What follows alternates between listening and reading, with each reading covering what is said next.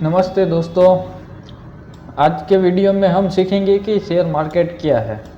मतलब कि आज पूरा बेसिक से एडवांस तक का हमारा सीरीज का पहला पार्ट है ये स्टॉक मार्केट क्या है। अगर आपने अभी कहीं ना कहीं सुना होगा कि भाई किसी ने इस वाले शेयर में इतने पैसे लगे तो उसको इतना पैसा मिला, किसी ने इस वाले स्टॉक में एंट्री बनाई थी और उसको लॉस हो गया, या फिर किसी को बहुत ही तगड़ा प्रॉफिट हुआ, तो वो सब कैसे होता है। अगर आपको भी ये सीखना हो तो पूरा वीडियो लास्ट तक देखना, और वीडियो अच्छा लगे तो आप हमें लाइक कर दीजिए, कमेंट कर दीजिए, और एक अच्छा सा कमेंट ज़रूर करना नीचे कि आपको क्या सीख मिली इस वीडियो से।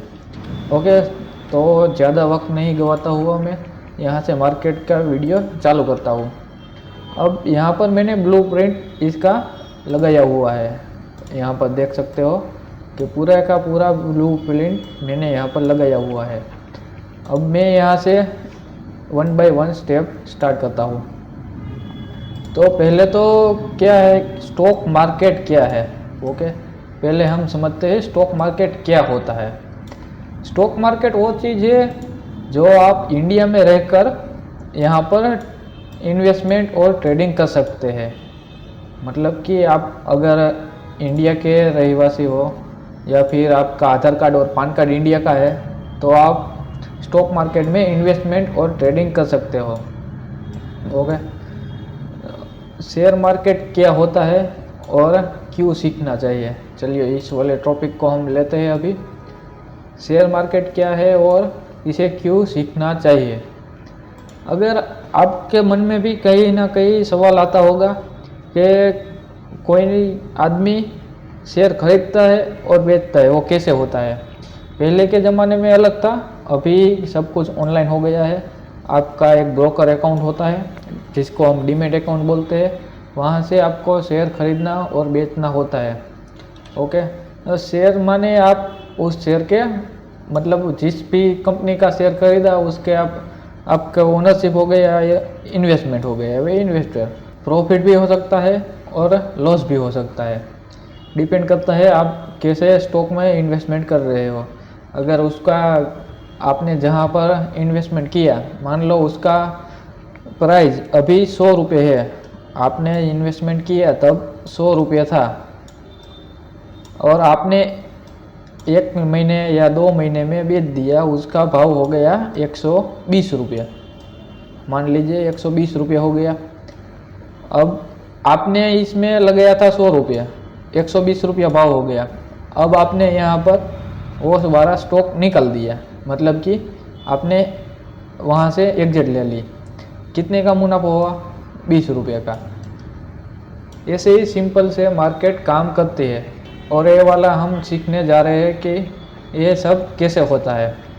अभी मार्केट में एक NSE और एक BSE नाम का एक्सचेंज है, वहाँ पर मार्केट में बाय एंड सेल कर सकते हो आप, बराबर। मतलब कि आपका डीमैट अकाउंट है तो आप NSE के स्टॉक और NSE का स्टॉक जो भी होता है वहाँ पर आप बाय कर सकते हो और सेल कर सकते हो। BSE में भी ऐसा ही है। अब NSE का नाम क्या है, चलिए मैं यहाँ पर बताता हूँ आपको। NSE माने national stock exchange. Okay, national stock exchange, उसको NSE कहेंगे, और बॉम्बे स्टॉक एक्सचेंज को हम BSE कहेंगे। रेडी? ओके, तो यहाँ पर एक आपने कहीं ना कहीं सुना होगा सेबी नाम सुना होगा। ओके, सेबी इसमें मेन कैरेक्टर है, आपके साथ फ्रॉड ना हो उसका, और लीगल ब्रोकर का। मतलब मार्केट में काफ़ी सारे ब्रोकर है अलग अलग टाइप के, जो आपको पैसे तो ले लेते हैं मगर उसके बाद आपका प्रॉफिट नहीं देते। तो उस तरह बचने के लिए सेबी से रजिस्टर्ड ब्रोकर से ही आप हमेशा अकाउंट खुलवाना और ट्रेडिंग करना। अगर आपको भी अकाउंट खुलवाना हो तो मैंने नीचे डिस्क्रिप्शन में लिंक दिया हुआ है एंजल वन और धन का। दोनों ब्रोकर अच्छे हैं। मैं पर्सनली धन को ज़्यादा यूज़ करता हूँ ट्रेडिंग के लिए, और इन्वेस्टमेंट के लिए मैं एंजल वन यूज़ करता हूँ। दोनों अच्छा ही है, आपको जो भी पसंद हो वो वहाँ से अकाउंट ओपन कर सकते हो। ओके, अब आता है डीमेट अकाउंट और ट्रेडिंग अकाउंट। अब डीमेट अकाउंट क्या है, तो डीमेट अकाउंट में जो है वो है आपका, मान लो आपने अभी कोई स्टॉक बाय किया, मान लीजिए आपने HDFC का स्टॉक बाय किया। अब वो स्टॉक कहाँ पर सेफ रहेगा वो डिसाइड करेंगे आपका डीमेट अकाउंट। अगर आपने 10 साल के बाद भी ये वाला डीमेट अकाउंट ओपन किया, आपके नाम का है, पैन कार्ड से लिंक होता है वो, तो 10 साल के बाद भी जिस भाव पर लिया होगा उस भाव पर आपका शेयर वहाँ पर पड़ा होगा।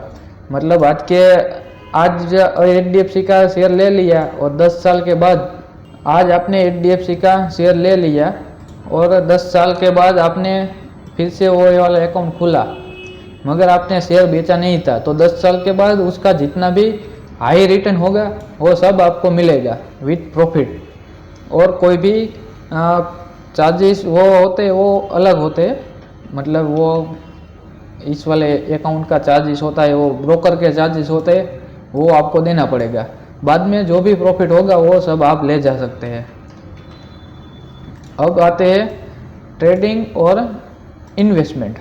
ओके, तो अब आप बोलोगे कि ट्रेडिंग और इन्वेस्टमेंट में अलग अलग क्या है, तो ये दोनों चीज़ें अलग अलग होती है। ट्रेडिंग आप एक ही दिन में बाय या सेल कर सकते हो, मतलब एक दिन 5 दिन, मतलब इन्वेस्टमेंट होता है वो लॉन्ग टर्म के लिए होता है और ट्रेडिंग होती है शॉर्ट टर्म के लिए। सिंपल भाषा में मैं बोलूँगा कि ट्रेडिंग होती है शॉर्ट टर्म के लिए और इन्वेस्टमेंट होती है लॉन्ग टर्म के लिए। अगर आपने मान लीजिए आपके पास थोड़ा पैसा है और आप बोलोगे कि मुझे ये वाला स्टॉक अच्छा लग रहा है, इसका एनालिसिस किया आपने, फंडामेंटल टेक्निकल एनालिसिस वो आता है, वो हम नेक्स्ट वीडियो में देखेंगे। आपने बोला कि ये वाला मुझे अच्छा लग रहा है, HDFC का है, अभी अच्छे प्राइस पर मुझे को मिल रहा है, मैं यहाँ पर 50,000 के HDFC के ले लेता हूँ शेयर। अब आपने जो देखा वो लॉन्ग टर्म के हिसाब से देखा है कि आज से 5 महीने 1 साल के बाद उसका भाव ज़्यादा होगा तो मैं यहाँ से प्रॉफिट बुक कर लूँगा, वो उसको कहते हैं इन्वेस्टमेंट। अब ट्रेडिंग क्या होती है, ट्रेडिंग होती है शॉर्ट टर्म के लिए।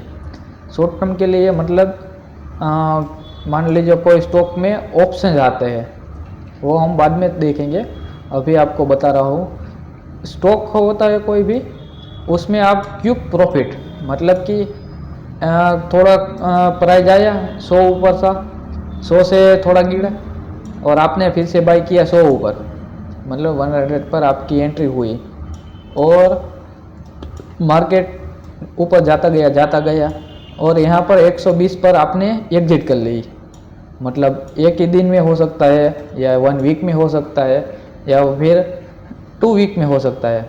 उसको हम शॉर्ट टर्म बोलेंगे, उसको हम बोलेंगे ट्रेडिंग। इन्वेस्टमेंट लॉन्ग टर्म के लिए होता है, 1 साल या 2 साल के लिए होता है, उसको हम इन्वेस्टमेंट बोलते हैं। ट्रेडिंग बोलते हैं किसको, तो शॉर्ट टर्म के लिए, मतलब आपको फास्ट प्रॉफिट बुकिंग होता है, उसको हम बोलते हैं ट्रेडिंग।